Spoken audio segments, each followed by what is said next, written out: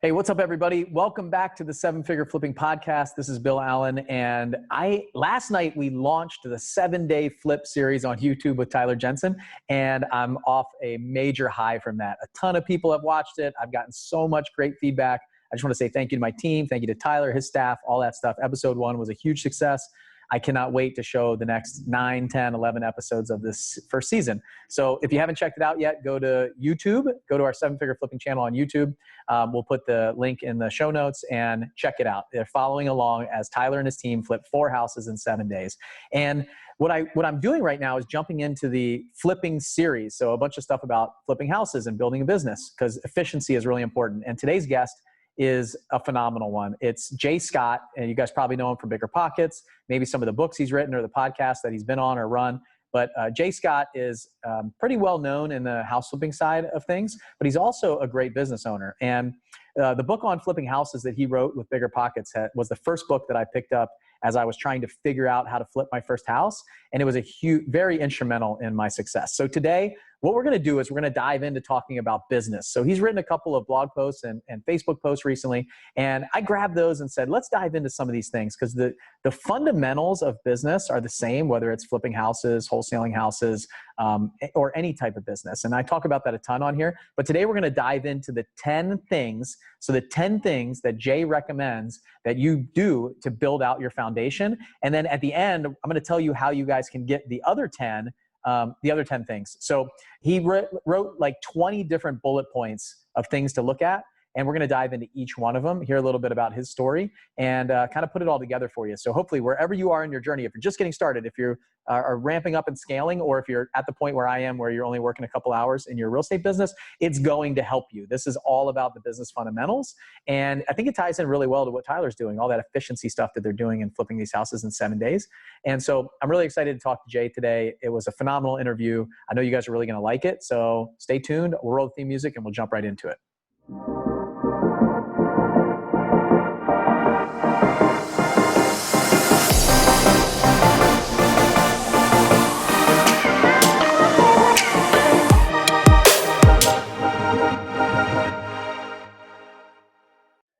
Hey everybody, today I've got a really exciting show for you. I've got Jay Scott. So you guys may know him on Facebook, Jason Scott. You may know him from some of his books, Jay Scott. And in fact, when I heard about Jay on BiggerPockets, what I saw was he lived right in the neighborhood that I grew up. So he was moving to Maryland from Atlanta, I think. And hopefully I got the story right. He'll correct me if I'm wrong. But in Maryland, I grew up in Howard County. So not far from where Jay moved. It looked like they were building a house, like following along on a blog. Just an amazing guy. And his book, the book on flipping houses that he wrote for BiggerPockets, was actually the start that I got. I was using that book for my first flip there down in Southern Maryland when I was stationed at Patuxent River, Maryland. So this is kind of an interesting story of finally kind of connecting with Jay on the podcast here. I'm really excited to talk to him today. And without further ado, I don't think he needs a ton of introduction, but I'll let him kind of give a little backstory about himself. But I've got Jay Scott on the podcast today. Hey, Jay, how are you doing? Hey, how's it going, Bill? Thanks for having me here.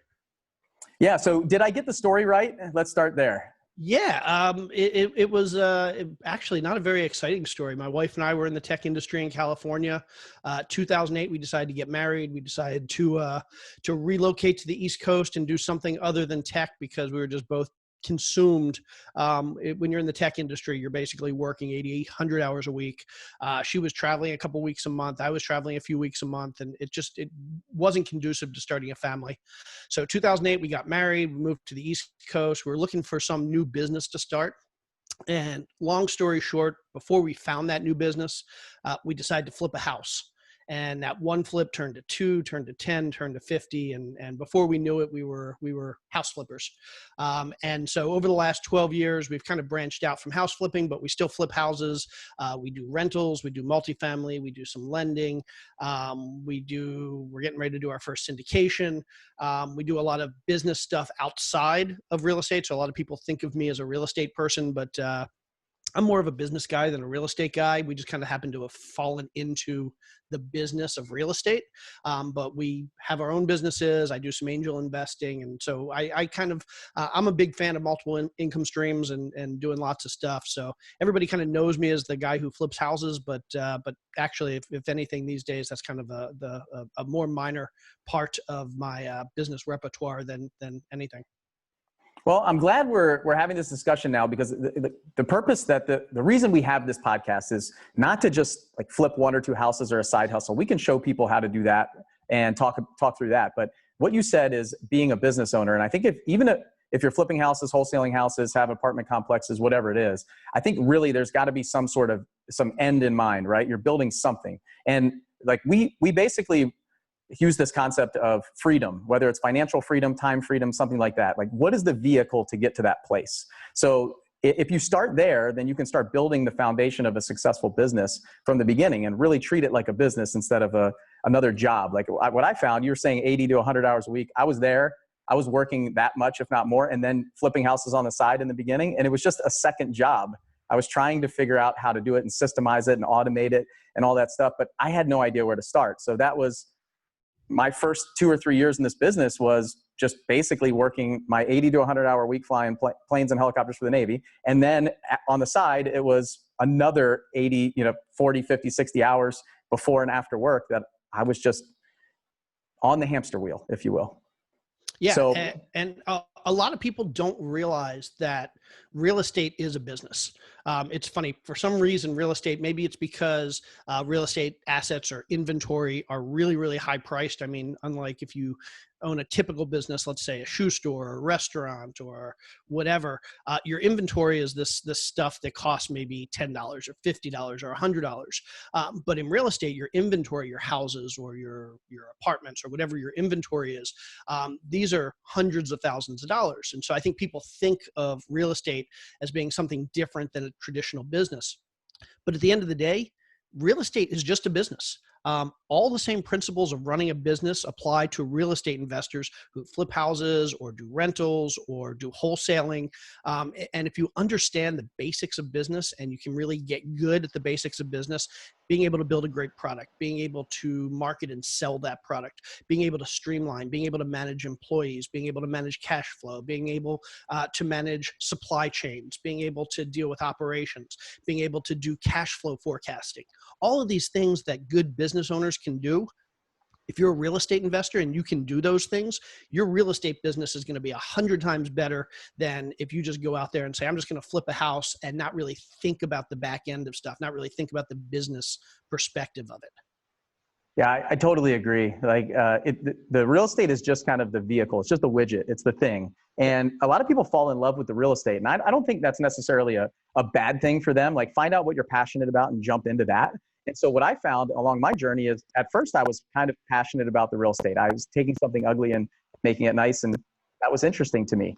And now I feel I'm way more passionate about my team and my staff and leadership and building a company and a business and those kind of things, as opposed to, like, I really don't care about the houses anymore. Like, sometimes I feel guilty for saying that, but that's just the thing that now what I'm passionate about is, how do I figure out how to make my leadership staff make more money than they ever have, be fulfilled in their life, enjoy what they do. And I've gotten to a place now where I don't have to work in that company anymore, because I've hired a COO. I've been able to pull myself out, and he runs the day-to-day operations. And I just have to meet with him for about an hour and a half a week. But I get to do the cool stuff that I love, like cast a vision of where we're going in the future and do the big deals and stuff like that. So that's what I want to talk about today. I want to talk about the business side of things, because that's where you live. That's your world. That's the stuff that I love to talk about. And it's a lot of times we're so stuck in the tactics and the exact strategies and, like, how do we get these houses under contract, that we forget sometimes about the business aspect of it. So if somebody's getting started, I think if they listen to this podcast and they have this idea, it's great. If somebody's already running their business somewhere where they're growing and scaling, this is going to be a great thing to talk about. And then if somebody's already where they are, like me, where we're at a place where we've kind of removed ourselves from the business, sometimes we need that reminder, because it's very easy to get stuck in get complacent, if you will, when you get to that point. So you did a couple posts on your Facebook page, and I thought it would be kind of fun to go through those and just talk about those different steps that you talked about. You basically said, if I could go back in time and talk about like what I learned the hard way to give it to you guys, here's some steps that you need to follow. And I read all of them, and I was like, dead on. It's a lot of the stuff that we talk about here on the podcast, but sometimes like with my kids, it's really nice when they hear it from somebody else and not just me all the time. So let's go through, if it's okay with you, go through some of those kind of step-by-step. That work? Absolutely. Yeah, absolutely.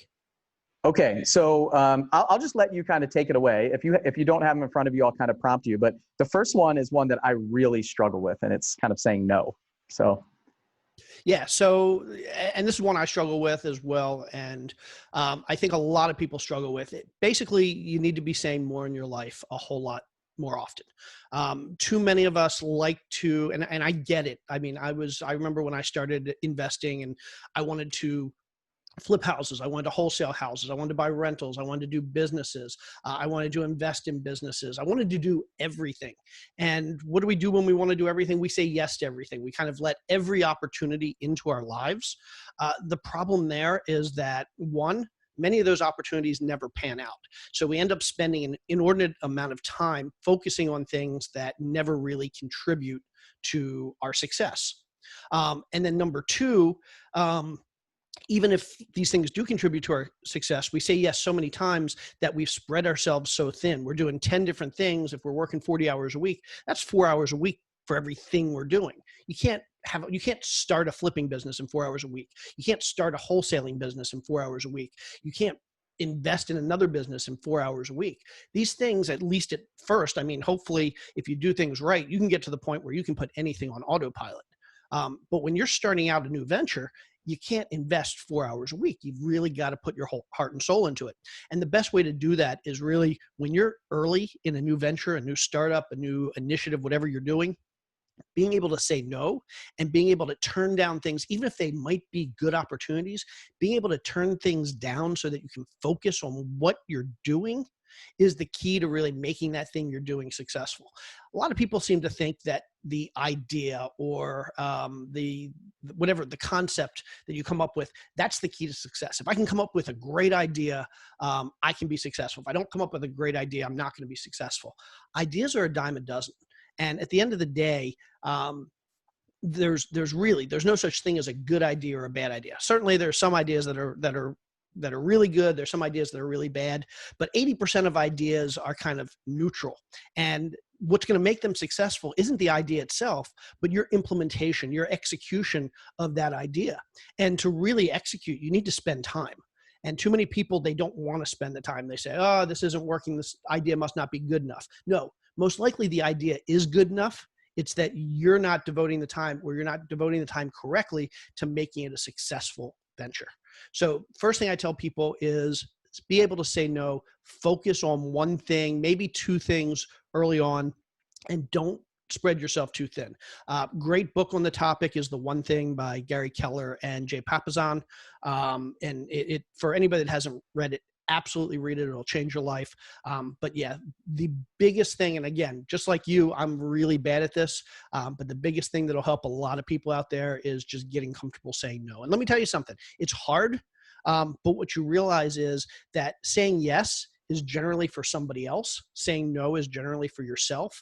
And as entrepreneurs, it's important that we think about ourselves. It's important that we think about our families. So don't think about saying no as a reflection of the other person. Think about saying no as something you're doing for yourself.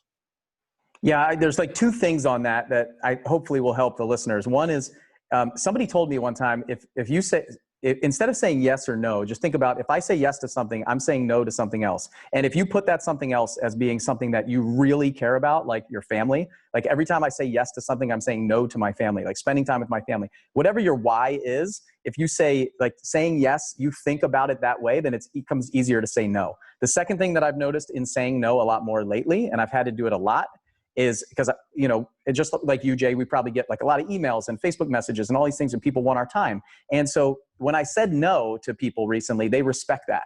They really appreciate it, where I'll give them a response and say, hey, I'm sorry, I just really have to focus on what I need to do right now for my community, for my family, for me. And they say, I totally respect that. Like, and thank you for the response. So a lot of times, like that that like feedback loop for me has allowed me to say no and understand that that's okay. All right. What's the second you one? can also, you can also, and real quick, you can also say yes, but you can also say, yes, maybe I can do that, but put constraints around it. So for example, I get asked to do a whole lot of podcasts, and my typical response when I get asked to do a podcast is, yes, I'll do it, but I can't guarantee that I can do it this week or next week or the week after. Let's build a queue. And then I set aside a certain amount of time a week to do podcasts. And so for me, it's kind of that I like to say yes. I don't want to say no, but this allows me to kind of control the yes. And it's a compromise. So it doesn't always have to be like you said, yes or no. There are compromises in there, but make sure that compromise is focused more on you than the other person, because ultimately you need to be successful first for yourself and your family. I like that a lot. The next one is money is not the goal, you said. So let's jump in there. Yeah, I think exactly what I said was money's not the goal. Money is just currency that you use to achieve whatever goals you want to achieve. And that's a really big point that I think a lot of people don't get until they actually have money. I know I grew up without much money, and so it was actually really good for me because I don't think I ever took it for granted. But I realized once I started to accumulate some money was that the money itself wasn't making me happy. And I think a lot of people, they kind of have that surface level knowledge that, yeah, the money doesn't make you happy. It's what the money does for you that makes you happy. But it's not the stuff the money buys for you. It's not the trips. It's not the toys. For me, the money is really, it's a security net. It's a safety net. And it helps me sleep better at night. Money is that thing that allows me to feel, and I use the term, I think in the post, settled. Money is the thing that allows me to be confident that whatever I need to do, I can do. It's a tool. And too many people, they kind of go out, they look for money and they start to accumulate money, and they get more and they get more and they get more. And they never stop and ask, what is the purpose of it? And until you think about what the purpose is, how do you know how much you have to have? And I know it's easy when you're single or when you're young, it's easy to say, well, I just want more. But as you get older, you realize, I mean, life is finite. We're only going to be around for a certain amount of time. And what really matters is people. And what really matters is relationships and family. And so to kind of really analyze what money can do for you and what you want that money to do for you kind of gives you a perspective. I see so many people that are in their 40s, in their 50s, and they're still trying to chase every single dollar. And it just, I think at some point they're going to look back and they're going to say, why? What was the value there? Why didn't I slow down? So it's really important that you don't think of money as like, yeah, I just want more of it, but think about what you're really going to use that money for. Think about what it can provide you. Think about what it can provide your family, your life, your friends, and then kind of just put things into perspective. You know, when I started this business, it was about money. You know, I was looking for another income to decide if I was going to leave the military or stay in the military and retire.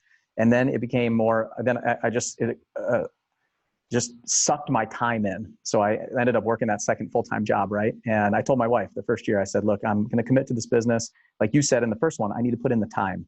I actually need to do the work. So I was getting up early, 4 a.m. every morning, working for 2 or 3 hours in the office, same thing in the afternoon, every weekend. And I was putting in the work. And then it started to grow and started to take off.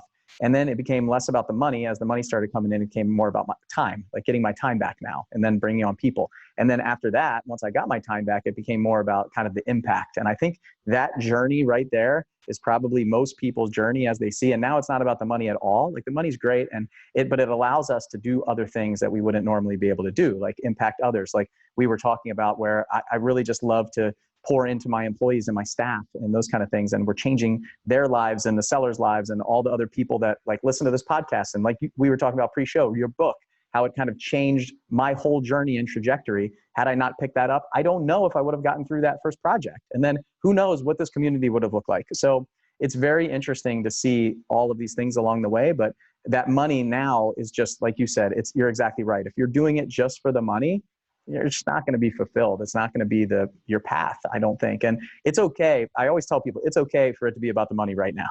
Sometimes, like in the beginning, oh, yeah, for me, absolutely. It was about the money, right? I needed that. And then, so I started to see that as progress, and then I could keep moving and keep going and start growing. So Yeah, and I'll say this: I think I first realized this shift one day. I was probably in my late 20s, early 30s, and I thought to myself, like, I was the typical, yeah, one day I want to be a billionaire. We all want to be billionaires. That's kind of it. I remember as 8-year-olds we want to be millionaires, but as 20-year-olds we want to be billionaires. And I remember the day it hit me that I could never ever be a billionaire. Because if I got anywhere close, I can never be 100 millionaire. I can never be a 50 millionaire. Because if I ever get anywhere close, I'm slowing down. And the people that are billionaires, they don't do it for the money. If you're doing it for the money, you're never going to get there. They're doing it because they just have this drive that they have to win. For them, it's just a game.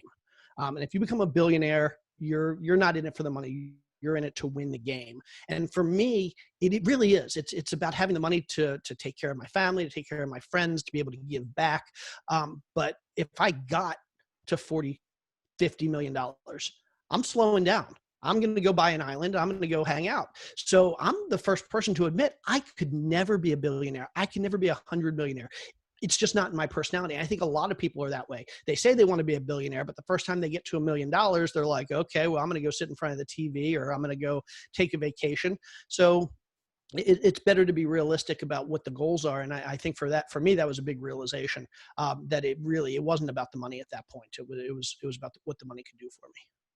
Yeah, that's an interesting discussion that could probably be another hour of you and I talking together, because that's what I look at it like. I know my personality very well, and we talk about personality profiling and stuff like that. I've learned who I am over the last 5 years, 6 years, a lot. And I know that money's kind of like a scoreboard for me, and I'm very aggressive when it comes to playing the game. Like, I play to win. Everything that I do, it's a problem that I have to deal with. So, and I know that that's what it is. And I always say, like, if I had $10, $20 million in the bank, who can I lend it to at 8% and just relax? But I also know that I'm not going to relax. So I know myself well enough to know that I love sitting on a beach somewhere, but after about 6 or 7 days, like, I'm ready to get back after it. So let's go on to number 3. So what you're going to end up doing is you're going to get that 10 or 20 million. You're going to lend it out at 8%. And then you're going to go figure out what you want to be doing, whether it involves money or not. I'm not saying you need to sit on the beach. I could never sit on the beach for more than 10 minutes at a time.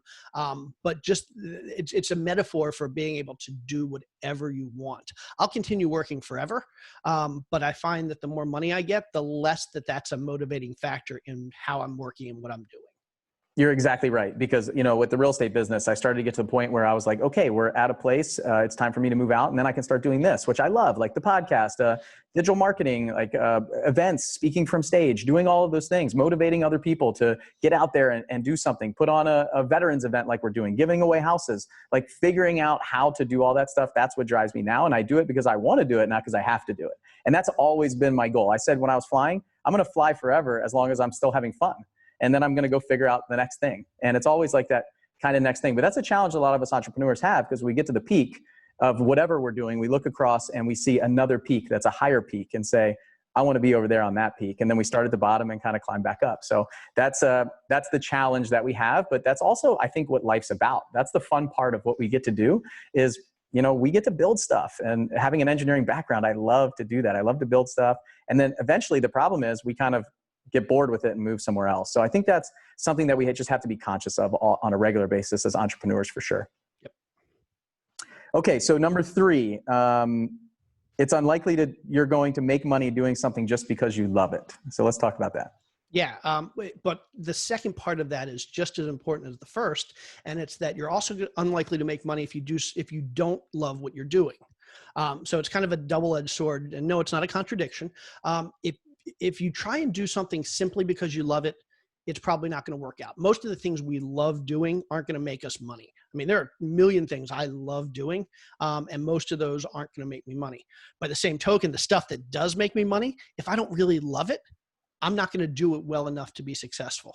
So you need to both love what you're doing, but you can't do something just because you love what you're doing. In engineering, we often refer to it as loving what you're doing is a necessary, but not a sufficient condition. In other words, you have to love what you're doing, but that can't be enough. So typically what I find, the stuff that I every time an opportunity comes across my desk, the first thing I ask myself is this something that I would enjoy doing? If it's with somebody, is this somebody I would enjoy working with?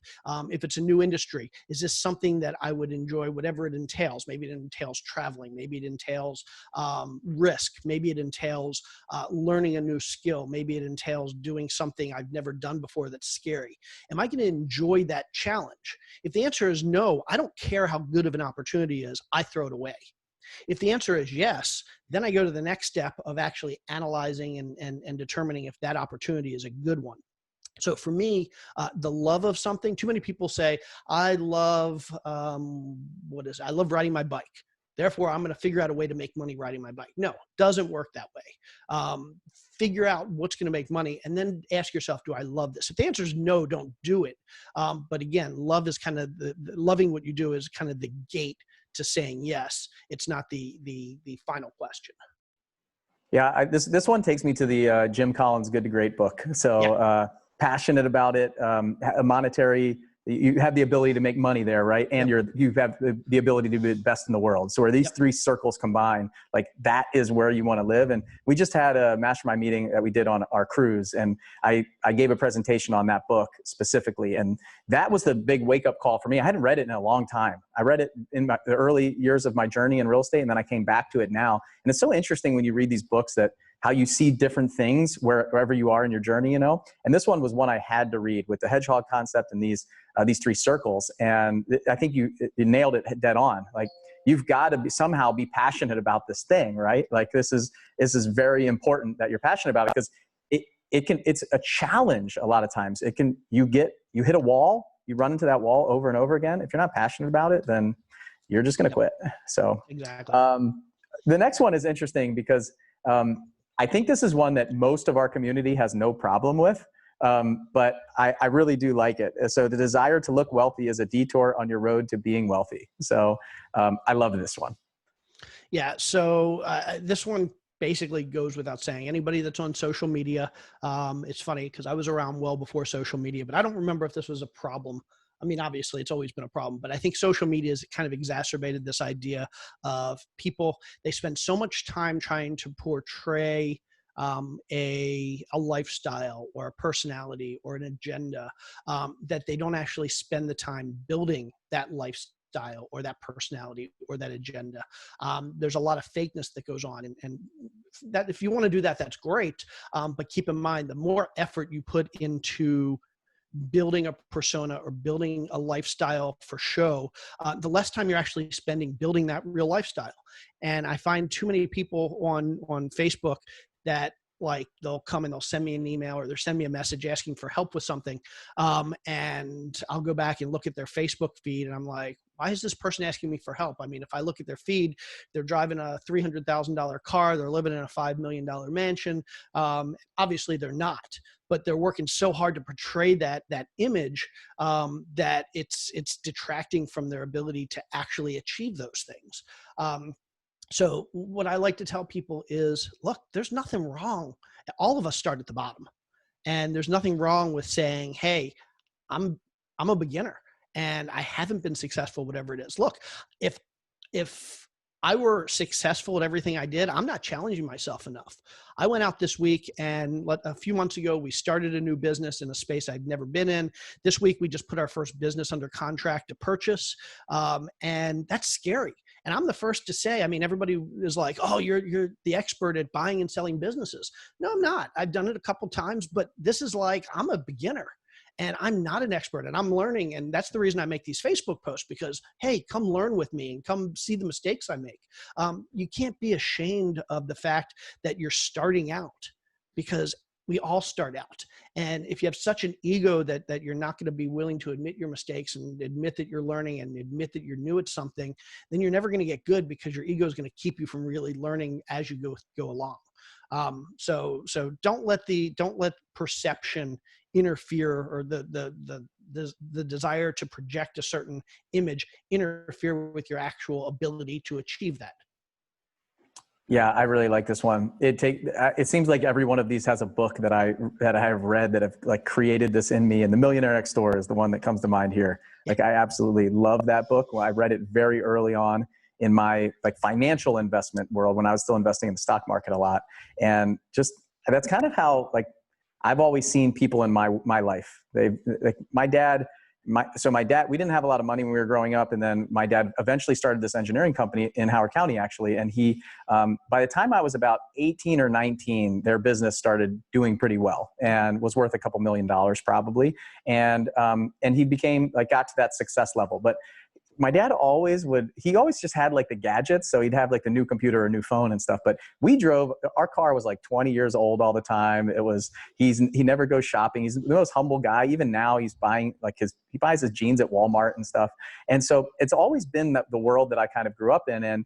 And what I loved when I joined this group and this community in the beginning was when I went to that first meeting for me and I saw people that were making $1 million a year. I've never even heard of that before in my life. I thought making $150,000 a year was like, that was it. When I got there, I was going to be really happy, right? That's the top earner that I've ever met. And they were wearing shorts, t-shirts, flip-flops. If I was sitting next to them on an airplane, I'd have no idea about anything. It's not gold chains and Ferraris and stuff. It's 15-year-old Acuras and t-shirt and shorts. And I was like, you know what? I found my place. Like I found my people. How can I figure out? Because they're humble and they're authentic.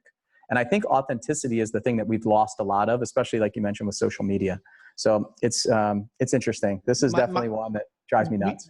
We moved to Florida last year, and my wife, when we got here, so my wife and I, we used to drive nice cars when we were in the tech industry, and then we started a family, and we realized that the whole money thing it's an illusion, and we didn't need to prove anything to anybody. And so I had a 20-year-old car up until last year, and we have an 8-year-old. Our main car is an 8-year-old Mitsubishi, and when we got here, my wife said, "I really want to get a nice car again." I was like, "Great. Get whatever you want."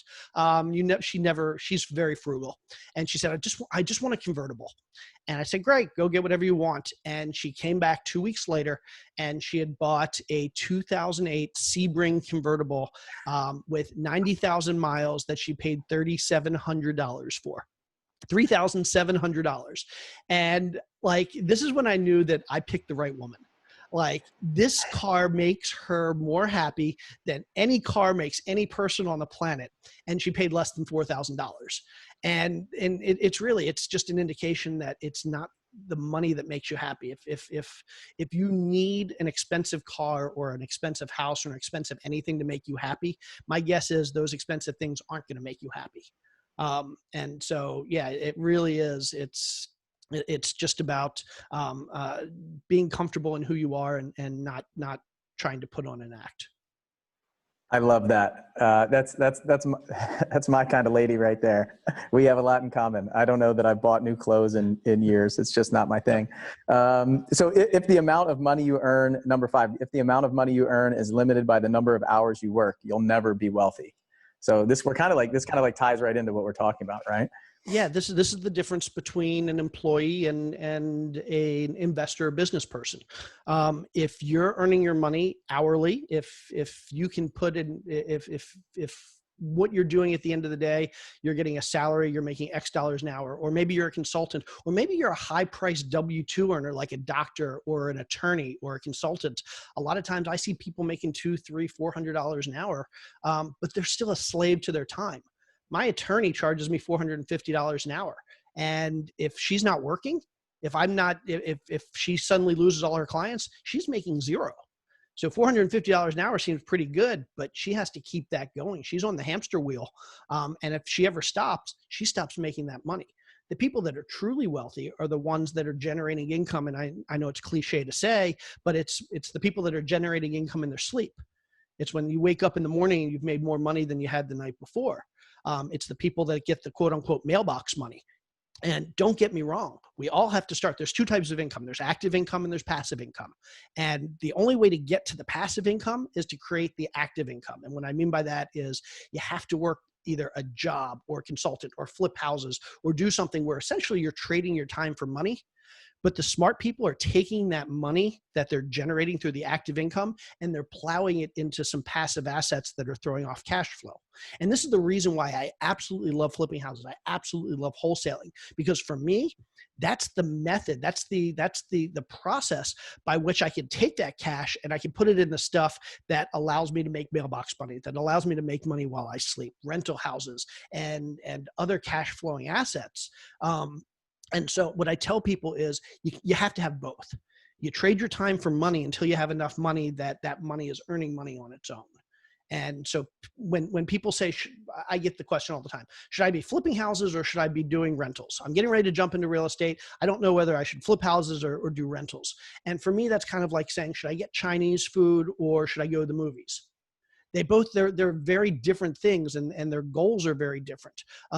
Active income, flipping houses, for example, or wholesaling, that's a great way to build up pots of cash. The passive assets are the things that you take that pile of cash and you use it to create long-term cash flow. So what I tell everybody is figure out what your active income streams are. Is it going to be working a W-2 job? Is it going to be being a consultant? Is it going to be owning a business? Is it going to be flipping houses? Is it going to be wholesaling? For me, it was flipping houses. And then figure out what your passive vehicles are. So are you going to plow that money into stocks? Are you going to plow that money into businesses? Are you going to plow that money into rental real estate? Are you going to plow that money into other cash flowing assets? Pick your active asset vehicles, pick your passive asset vehicles, and work on both of those simultaneously. But if you can never get away from that active income, you're never truly going to be wealthy, because the day you stop working, the money stops coming in. Yeah, this is something that, it's interesting that you mentioned the rental houses versus flipping houses, because when I got started with rental houses, and I would save up a bunch of money from my active income and I would put 20% down. I got a mortgage and then I had a rental, and then it would be like another 6 months or a year before I could do it again. And so then I just kept running out of money over and over and over again. It just took forever. And so then I finally realized other people's money was a possibility. So I started using some of that.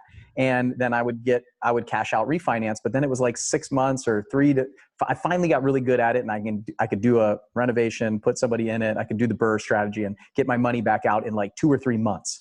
And so then, but I still just kept running out of cash over and over and over again. So that's when I flipped my first house. And then I said, whoa, I made $43,000 here. And then I did another one, made $45,000. I was like, this is a lot faster. And then what I was able to do is I was able to take that money and then either reinvest in my business to grow that, which is what I started doing, until it got to a point, after about 2 years, it got to a point where it was spitting off cash for me as the owner. And so then I started saying, okay, is the single family rental space where I want to be in my passive income like you're talking about? Or do I want to go and invest in some syndications and commercial assets and things like that? So as money spits off for me, I figure out, where do I put it? I do hard money loans. I put it in commercial assets. I'm a general partner, a limited partner now in like 3,000 different units of storage units and commercial buildings that people have come into my world, in my space, and then I've built relationships. I've helped them raise money. I've gotten percentage of equity for deals for raising capital. I've gotten percentage for putting my money into the pot, right? And investing as well.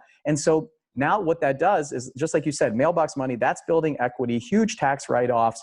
I'm getting a check every month, every quarter, and I'm able to continue to build the things that I'm really good at, like my house flipping business, my wholesaling business, this 7-figure flipping business, those kind of things that can generate some active income and I'm enjoying doing. I don't think that I would enjoy doing like 1 or 2 big deals a year. Just not my thing. I like velocity and speed. I like doing 20 deals a month. I don't like doing 1 deal a year or 1 deal every 6 months and then having it fall out and I spent $30,000 and I'm like, oh, it's just not who I am. And I know that. So that passive income stream, I think, is so important.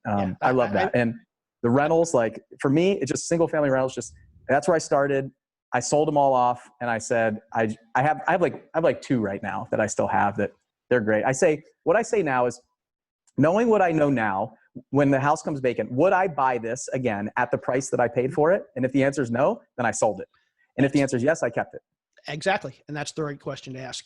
And I know so many investors, so many house flippers, wholesalers that come to me and say, hey, I'm making $1 million a year. What's the next step? And I'm like, well, you've gotten halfway there.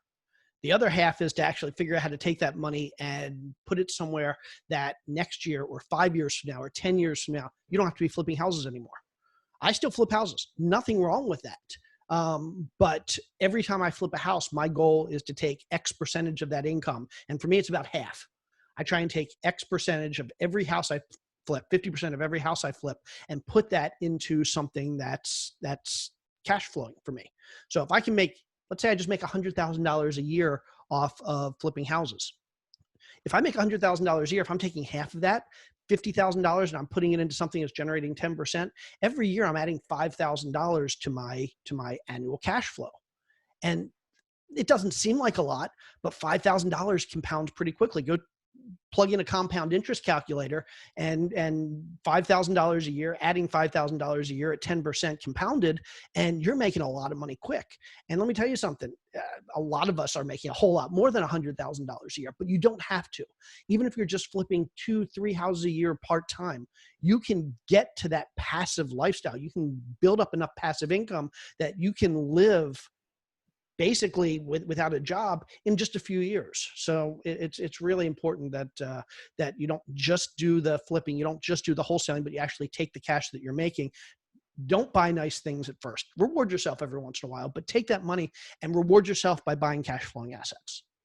Yeah, and I think knowing who you are, like, are you a spender or a saver? Because I'm a huge saver, and like when you say $5,000 a year, I'm like, yes, because what I see is that at first, it doesn't seem like a lot, but you have to have a little bit of patience. So I know most of us entrepreneurs don't have patience either. So that's the other struggle that we run into. So you have to have that patience to then say, okay, this is going to build. And that's what I saw. Once I got to like 3 rental houses, that's when I moved my money from the stock market over to real estate, like a lot of it over from the stock market to real estate, realizing that I can have input in this. I can actually do something here.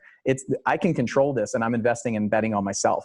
So, okay, we're through 5 of these. Here's what I'd like to do. And I'll talk to you after the show and make sure this is okay. But I'd like to jump into part 2. So you have like another 10. So you have 10 and 10. So I'd like to save these bottom 5 and these other bottom 5. And what we'll do is we'll kind of drive them over so they can go look at the next 5, like 6 through 10. And we do the next 5 because we're kind of on a lightning round. I know we might run out of some time here. So let's jump into the other 5 because I think some of these are interesting, especially in our world. What I found was some of this, like the first one is the only reason why I was able to grow my business, because everybody else had already figured it out. And for years and years and years, I was that hamster on the wheel saying, I need to figure out how to do all this stuff myself.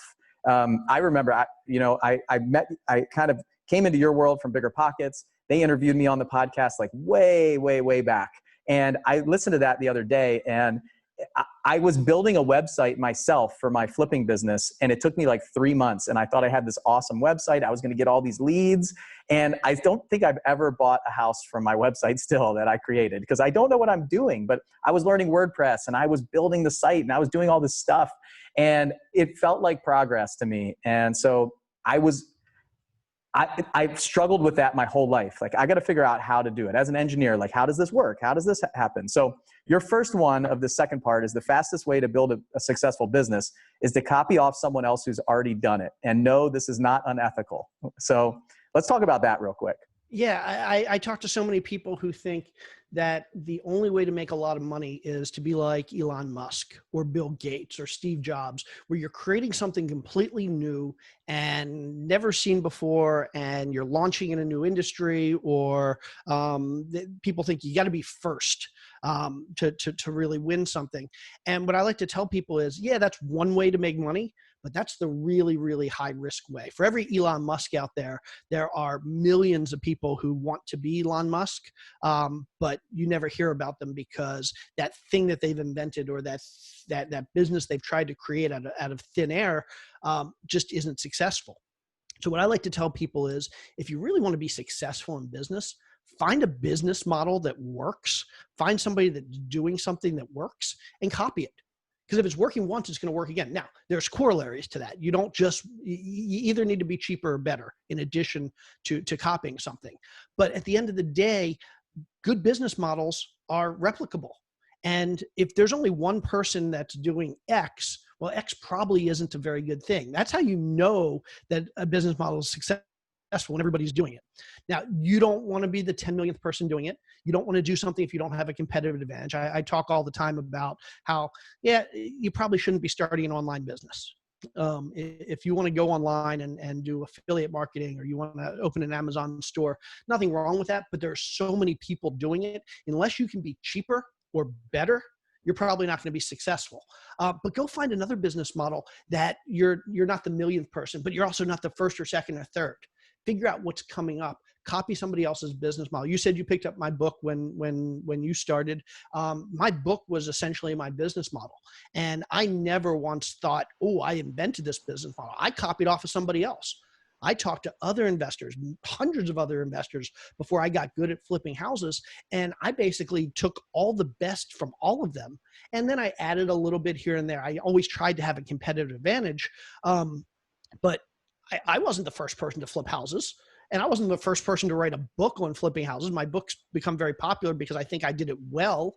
But there are a million people who probably did it better than I did. And there'll be a million people that do it better than I do. And hopefully there are people copying my business model and your business model.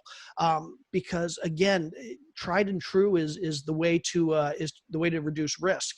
And the reason so many people, I think, fail in business is because they put themselves in a position where they're taking more risks than they need to take.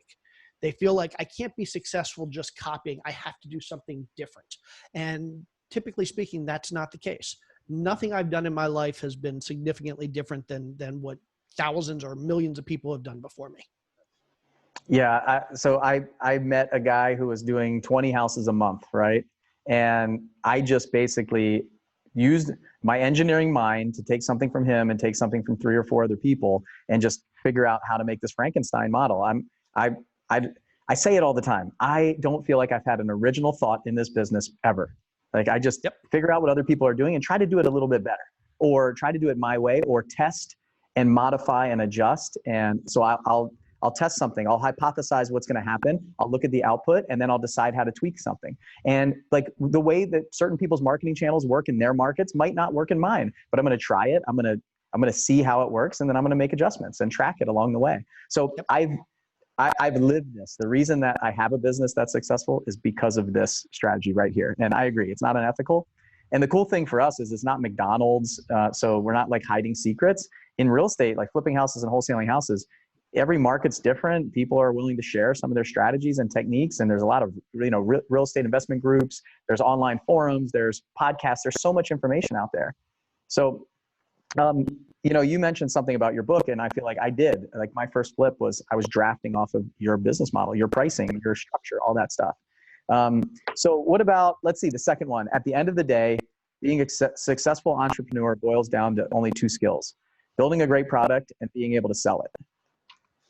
That is 95% of having a successful business. Having a great product, being able to sell it. Too many people focus on things that aren't important. They focus on, what's the name of my business going to be? How do I set up the LLC, the business cards, the whatever it is. I mean, people waste time, but at the end of the day, none of that stuff matters.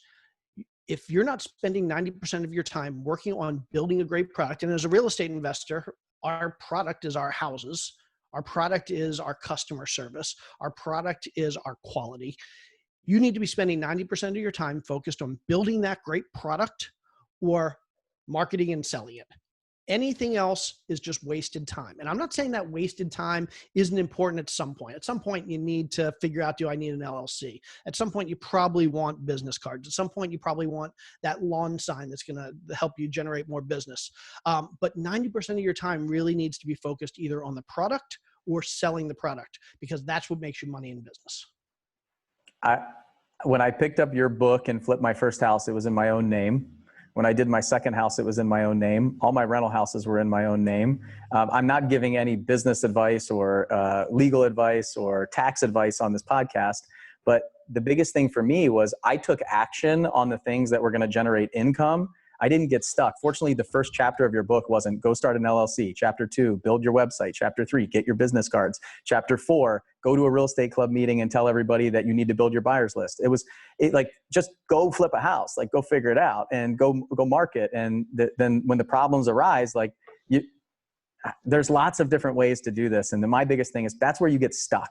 That's kind of what I was talking about, the how. I'm trying to figure out the how to do things, not the who already knows how to do it and they could show me how to do it. So it's huge. Marketing and selling, building the product. Don't get stuck. That's where analysis paralysis lives for sure. Number 3, in business and investing, there are 2 sources of leverage: money and people. If you're not using both, you're underperforming. Yeah. So there are too many people that I've seen in business that, especially in the real estate industry, that they understand the power of financial leverage. They understand the power of using other people's money to make them successful, but they don't value enough the leverage of people, how using people, not using is a bad word, but how leveraging people and taking advantage of having other good people out there can really expand your business quickly. Too many people try and go it alone. Too many people try and do everything. They want to be the CEO. They want to be the COO. They want to be their contractor. They want to be their accountant. They want to be their own real estate agent. They want to be their own interior designer, their own stager. But what I like to tell people is you shouldn't be 99% of those things. You should be the guy or the gal at the top that's delegating, and you should be finding a lot of really good people that can come in and that can do all those things for you. Just like you leverage cash, just like it doesn't have to be, we use the term OPM, other people's money. It should be OPT as well. It should be other people's time. So bring in good people that can help you succeed because they're the experts. Bring in the great stager, bring in the great designer, bring in the great accountant, bring in the great contractors, and leverage these people's expertise and efforts so that you can really grow your business. Don't try and do everything yourself. And then there are some people that are just the opposite. They're really good at building businesses and bringing in good people, but they don't leverage money. Basically, they grow very slowly. I'm not saying that people shouldn't do this. For some people, no debt, growing slowly is the right move. If you sleep better without debt, then by all means, sleep better. But if you're avoiding debt and you've never really thought about why you're avoiding debt, at least give that some thought, because what I found is that you can use debt in a relatively low risk fashion and still achieve great growth and great expansion in your business. So both sides of the coin. If you're not both leveraging people and money, you're probably not doing your business the service that you should be. Yeah, we talk about systems all the time, and I feel like the people are my systems. Like, I hate to give away the secret, but the people are the systems. All of the automation and back-end systems and process procedures, all those things that we do are designed to reduce the workload of those people and to maximize the output of your human capital. And I was so afraid to hire that first person. So if you're listening, I know how that feels. Like, I didn't want to do it. I said no. It took me a week to get over it and call a bunch of my trusted advisors and then finally do it. And now I'm kind of addicted to it. And so leveraging like other people's time is so important. And they love it too. They're doing what they love to do, which is usually what you don't love to do and are not good at. So instead of strengthening your weaknesses, figure out what the weaknesses are and fortify them with other people that are strong in those areas. So I'm going to skip around. I know we only have a couple more minutes left, but I want to skip around to the next 2 because I think it's going to be really impactful for our community. So number 7 that you wrote was, want lots of money, stop focusing on your problems and start focusing on other people's problems. Because I think this is huge, especially in our business, in the wholesaling, house flipping, distressed market. So let's talk about that. Yeah. So, well, we can generalize this, but let's talk about real estate first. Like you said, our people think we're in the business of real estate. Good real estate investors are in the business of solving problems, solving people's problems. If you go and look at any house you've ever purchased, you rely on purchasing that house generally under market value. And the reason you're able to purchase houses under market value is because you're providing a solution to somebody that has a problem. If you ever find a seller and they don't have a problem, if they're not in need to sell because of something going on in their life, most likely it's not a great deal. People aren't just going to hand you a property at below market value because they're kind. Typically, they're going to do it because you're giving them something that's more valuable than money at that point. Or maybe it's the timing of the money. Maybe it's that they need the money, but they're willing to take less money because you can get it to them sooner. Or maybe it's not money at all. Maybe there's some other problem they're trying to solve. They're having relationship problems, or they're having business problems, or they're having job problems, and they need to get out of their house quickly. Typically speaking, as a real estate investor, your job is not to flip houses. Your job is to solve problems for sellers. And if you can do that, you're going to be a successful real estate investor. And generally speaking, in business in general, if you want to know if a business is going to make money, the only question you need to ask is, how many people's problems am I going to solve with this particular business? And if the answer is none, you're not making money. If you're going to solve a whole lot of people's problems, you're going to make a lot of money, because that's what people pay for. They pay to have their problem solved. I love it. Nothing to add. This takes me to the Zig Ziglar quote, right? So it's absolutely amazing. Like you can have everything in the world, everything that you want, if you can just help more people get what they want, right? Yep. So I butchered the quote, but it's so true. Like when in the beginning, you're always thinking about me. What you really need to be thinking about, especially when you're sitting down with a seller or talking to them on the phone about their house, just what's going on with you? Like, how can I help you? And if we're not the right fit, I've always come from it from an angle of, if we're not the right fit for you, then let me try to help you find what the right fit is, and be open and honest and upfront with people. That was the thing that drove me away from wholesaling in the beginning. And then I started meeting really ethical wholesalers with integrity that are saying, hey, how can I help you? What can we do to support this? And realizing that they're making money by solving people's problems. Like the more people that we can help, then it comes back to us. The last one that I want to cover real quick, and it's probably a great way to end it, is number 9. Give credit, take responsibility, never the other way around. So I absolutely love this. And a responsibility I look at as responsibility and ownership. So one of my core values is extreme ownership. Phenomenal book by Jocko Willink. For anybody out there who hasn't read it, we read that one and implemented it in our business, and it has changed the game for us. So responsibility is so important to me.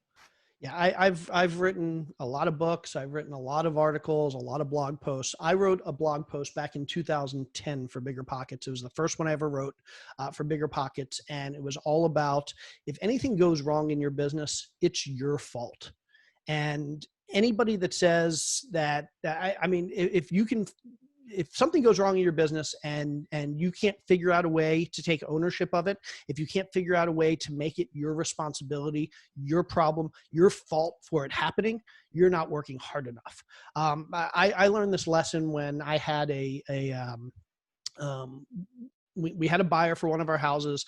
Mortgage broker basically strung us along for about 3 months, lied to us about the buyer being qualified, about the loan getting processed, and we get to the closing date, they push it off 2 weeks, and we give them an extra 2 weeks, and then they're still not ready to close, so we give them a couple more weeks. Before we know it, we dragged this out for 3 months. The market's dropped about 10%, and this house took a long time to sell.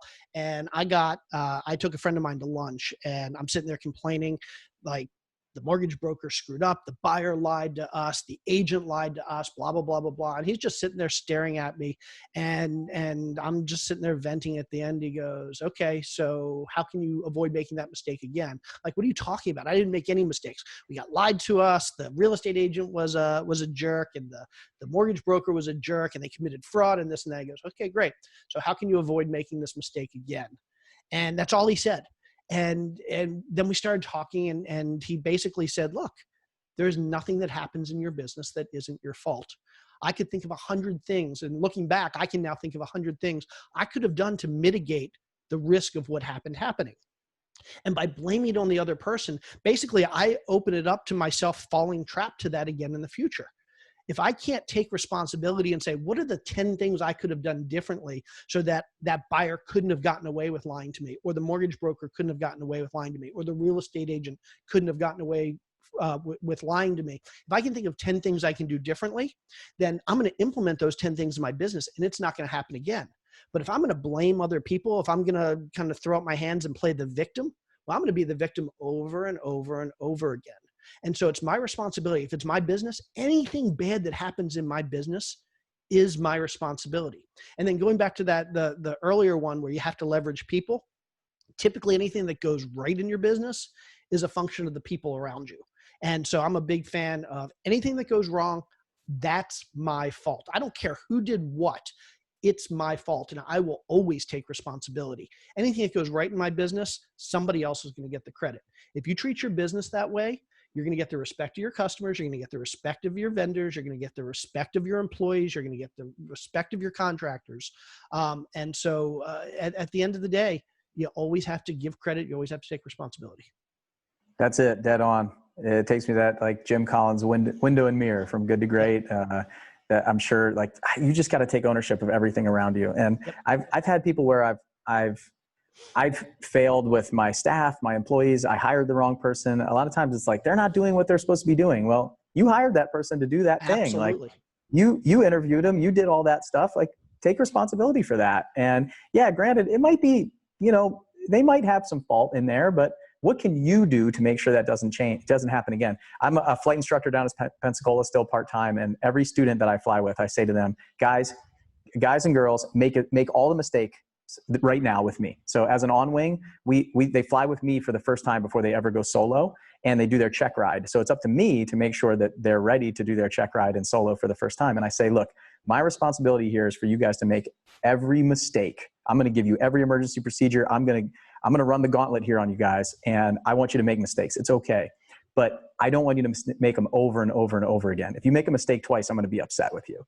And I say that to my kids, the people in my company. It's like, don't make the same mistake over and over again. What can we learn from it? And a lot of that is taking all the information in and saying, okay, what do I need to change to not let this happen again, and take responsibility for it? This one is huge for us in the interview. We're making sure that people aren't pointing the finger. A great question that we use that anybody out there can use is, tell me about the last deal that went south. Just like you said, you had a deal that didn't go well. Well, in the interview, do you blame everybody else while you're telling that story, or do you take all the responsibility for it? It tells me right there if you have my core value or not. Are you saying, like my son right now, he's in this phase of, he's turning 6 next week, and he's like, I didn't do it. Like, I just saw you do it.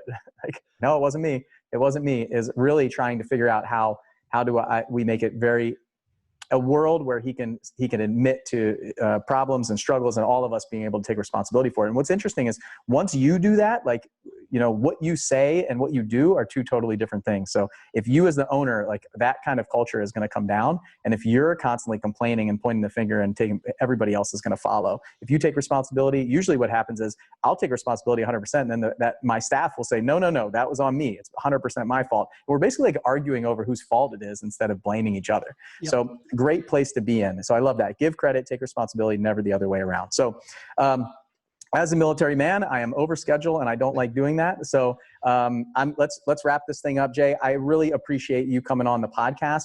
Like I said, I'm thankful to you as being one of my early mentors, whether you knew it or not. Most likely you didn't, but hopefully now you know that there's a lot of things that we don't see, the intangibles out there of all the things that we do, this ripple effect, this pebble in the pond kind of thing of writing books, running podcasts, writing articles, the blog posts, all that stuff. Like, people are out there watching, and I'm incredibly thankful because without you as part of my journey, I don't know where I would be right now. And so I really appreciate that personally. And I think from our entire community of like thousands and thousands of people that will listen to this podcast, I know that you brought a ton of value to it, and you continue to the real estate space and now the business space. So where can people find you, find out more about you? And I don't know, what's the best place for them to come get you? Yeah, absolutely. So, if you want to get in touch with me, so my email address, feel free to send me an email. I may not get back to you on day 1 or 2, but I eventually get back. But my email address is the letter J at jscott.com. You can check out my website at jscott.com. If you are interested in becoming a better business person, and again, real estate investors, real estate, anybody in real estate is a business person as well as a real estate investor. Check out my podcast. So my wife and I co-host the BiggerPockets Business Podcast, where we talk to entrepreneurs and experts in the business space. And for me, it's my real estate investing business has grown tenfold, just thanks to some of the guests we've had on the show and talking about things that aren't real estate specific. We don't talk about real estate specific stuff on the show. We talk about building and growing and scaling businesses. So check out the BiggerPockets Business Podcast. And if you want to check out my books, I've got a few books. They're kind of behind me on the wall. Awesome. The book on flipping houses, estimating rehab costs. That's the one that we were talking about the whole interview so far. That's the one that I picked up. Fortunately, I was lucky enough to grab it, read it, and implement it, right? Buying a book, reading a book is one thing. Actually implementing the tactics and techniques and the strategies and all those things in there, that's a whole nother thing. So same thing with listening to the podcast. I think a lot of what we talked about is like, get out there and take some action. Get out there and go and do. So listen to Jay's podcast. There's been some incredible interviews on there lately. I've been listening to it. Really exciting stuff. Some actually really cool stuff. I bet we can jump into another time. So, all right, Jay, I can't believe you gave out your email address. The big thing that I'm going to say to you guys right now and ending this podcast is, please don't bomb Jay's email. So I've had some guests on the past give their email address out. The caveat I want to give you is make sure that it's important. Make sure that if it's a thank you, like those kind of things, don't expect a response. Like Jay's really busy, just like me. Like I really want you guys to, if you've got something that's important that you want to reach out, but be respectful. We talked about it. We have trouble saying no. So the more times that you ask for things and do that kind of stuff, and really think about how you're adding value to other people and how you're getting a response and you're building that relationship. So treat them really well. If you're going to email them, make sure that you're adding value, you're doing something like that. You're not asking and take. So I know that we're a bunch of go-givers and people like that in the community, and we don't have a lot of takers that listen to this or follow us or come into our world. So Jay, I appreciate you coming on the podcast. I'm really sorry I went over. I don't like to do that. All good. But enjoy your day, and I'll talk to you soon. Thank you so much. Thanks, Bill. All right. I told you guys that was going to be an amazing interview. I really enjoyed talking with Jay. We actually stayed on for like another 30 minutes afterwards, got to know each other even better. Huge inspiration in the beginning of my journey inside flipping houses, and continues to be. I really enjoyed the conversation. We obviously have very tight kind of core values that align together, and just a really awesome guy. So I really enjoyed talking with him, and I hope you guys enjoyed it too. What I'm going to do is I'm going to take the other 10. So we talked about his 2 lists, and I'm going to take the other 10 bullet points and I'm going to put them in the show notes, and I'll put them in the email that we send out to you guys. So if you're not already on our email list, make sure you go to 7figureflipping.com/subscribe.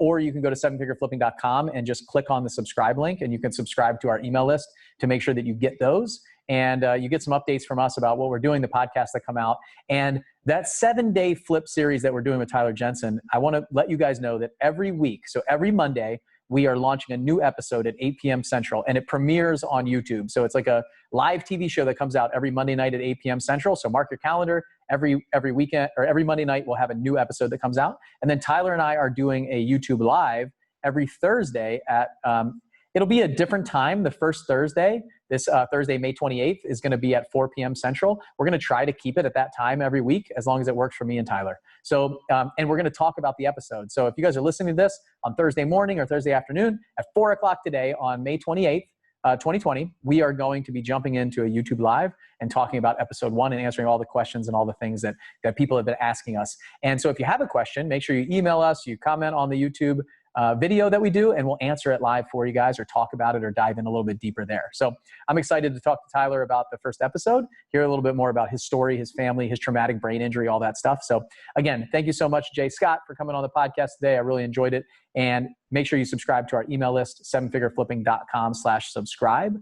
And our YouTube channel, of course, and make sure you turn the bell on so it alerts you that our new live videos are coming out. So thank you so much for spending time with me, and I'll see you guys on the next podcast. Bye. You've been listening to the 7-Figure Flipping Podcast. If you've enjoyed the show, go to Apple Podcasts to subscribe, rate, and leave us a review. If you're ready to learn the house flipping and wholesaling strategies that are working right now in today's market, check out 7figureflipping.com.